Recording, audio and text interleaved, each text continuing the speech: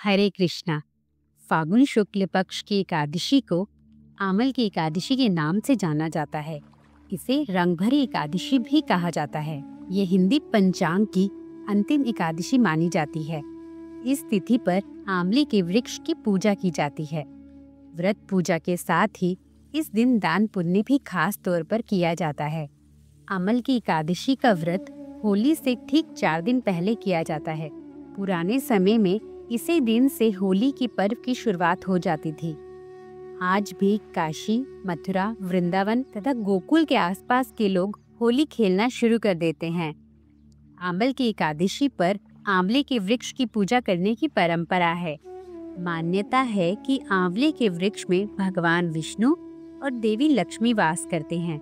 इसी वजह से आमल की एकादशी पर आंवले की पूजा की जाती है। इस दिन कई लोग पानी में आंवले का रस मिलाकर स्नान करते हैं। आंवले का दान भी करते हैं। इस दिन जो व्यक्ति एकादशी का व्रत रखते हैं उन्हें मोक्ष की प्राप्ति होती है। आमल एकादशी की व्रत कथा पढ़ने या सुनने से व्यक्ति को 1000 गोदान के बराबर पुण्य मिलता है। तो चलिए आज हम आमल की एकादशी की व्रत कथा का श्रवण करते हैं। कथा इस प्रकार है। एक समय की बात है जब राजा मंधाता महर्षि वशिष्ठ जी के पास पहुँचे। राजा मंधाता ने वशिष्ठ जी से प्रार्थना करते हुए कहा, हे वशिष्ठ जी, यदि आप मुझ पर कृपा करें तो किसी ऐसे व्रत की कथा कहिए जिससे मेरा कल्याण हो। महर्षि वशिष्ठ बोले कि हे राजन, सब व्रतों से उत्तम और अंत में मोक्ष देने वाले आमल की एकादशी के व्रत का मैं वर्णन करता हूँ। यह एकादशी फागुन माह के शुक्ल पक्ष में होती है। इस व्रत के करने से समस्त पाप नष्ट हो जाते हैं। इस व्रत का फल 1000 गोदान के फल के बराबर होता है। अब मैं आपसे एक पुरानी कथा कहता हूँ, आप ध्यान पूर्वक सुनिए। एक वैदिश नाम का नगर था जिसमें ब्राह्मण, क्षत्रिय, वैश्य और शूद्र चारों वर्ण आनंद सहित रहते थे। उस नगर में सदैव वेद ध्वनि गूंजा करती थी तथा पापी, दुराचारी तथा नास्तिक उस नगर में कोई नहीं था। उस नगर में चैत्रथ नाम का चंद्रवंशी राजा राज्य करता था।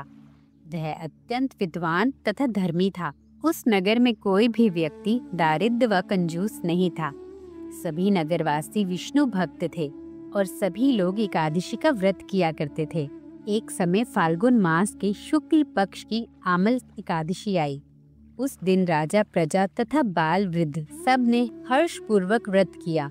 राजा अपनी प्रजा के साथ मंदिर में जाकर पूर्ण कुंभ स्थापित करके धूप, दीप, नैवेद्य, पंचरत्न आदि से आंवले का पूजन करने लगे और इस प्रकार स्तुति करने लगे। हे धात्री, तुम ब्रह्म स्वरूप हो। तुम ब्रह्मा जी द्वारा उत्पन्न हुए हो और समस्त पापों का नाश करने वाले हो। तुमको नमस्कार है। अब तुम मेरा अर्घ्य स्वीकार करो। तुम श्री रामचंद्र जी द्वारा सम्मानित हो।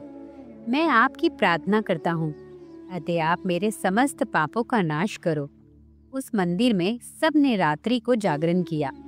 रात के समय वहाँ एक बहेलिया भी आया जो अत्यंत पापी और दुराचारी था। वह अपने कुटुंब का पालन जीव हत्या करके किया करता था।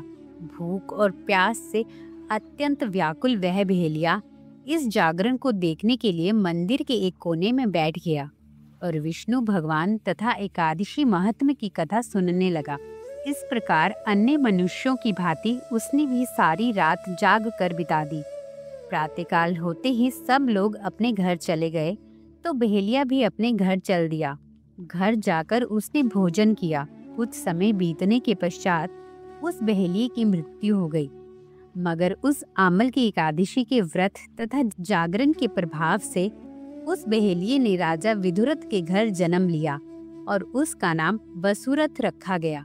युवा होने पर वह चतुरंगनी सेना के सहित तथा धन धान्य से युक्त होकर 10,000 गांव का पालन करने लगा। वह तेज में सूर्य के समान, कांति में चंद्रमा के समान, वीरता में भगवान विष्णु के समान और क्षमा में पृथ्वी के समान था। वह अत्यंत धार्मिक, सत्यवादी, कर्मवीर और विष्णु भक्त था। वह प्रजा का समान भाव से पालन करता था। दान देना उसका नित्य का कर्तव्य था। एक दिन राजा शिकार खेलने के लिए गया। देव योग से वह मार्ग भूल गया और दिशा ज्ञान न रहने के कारण उसी वन में एक वृक्ष के नीचे सो गया।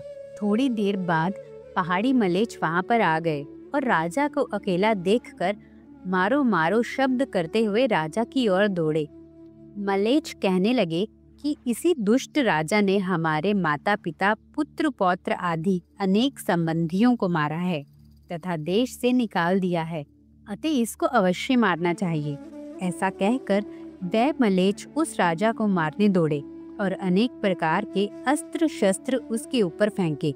वह सब अस्त्र शस्त्र राजा के शरीर पर गिरते ही नष्ट हो जाते और उनका वार पुष्प के समान प्रतीत होता। अब उन मलेच्छों के अस्त्र शस्त्र उल्टा उन्हीं पर प्रहार करने लगे, जिससे वे मूर्छित होकर गिरने लगे। उसी समय राजा के शरीर से एक दिव्य स्त्री उत्पन्न हुई। वह स्त्री अत्यंत सुंदर होते हुए भी उसकी भ्रुकुटी टेढ़ी थी। उसकी आंखों से लाल लाल अग्नि निकल रही थी, जिससे वह दूसरे काल के समान प्रतीत होती थी। वह स्त्री मलेच्छों को मारने दौड़ी और थोड़ी ही देर में उसने सब मलेच्छों को काल के गाल में पहुंचा दिया। जब राजा सोकर उठा तो उसने मलेच्छों को मरा हुआ देखकर कहा कि इन शत्रुओं को किसने मारा है? इस वन में मेरा कौन हितैषी रहता है? वह ऐसा विचार कर ही रहा था कि आकाशवाणी हुई, हे राजा, इस संसार में विष्णु भगवान के अतिरिक्त कौन तेरी सहायता कर सकता है? इस आकाशवाणी को सुनकर राजा अपने राज्य में आ गया और सुखपूर्वक राज्य करने लगा। महर्षि विशिष्ट बोले, हे राजन, यह आमल की एकादशी के व्रत का प्रभाव था। जो मनुष्य इस आमल की एकादशी का व्रत करते हैं वह प्रत्येक कार्य में सफल होते हैं और अंत में विष्णु लोक को जाते हैं। हरे कृष्णा।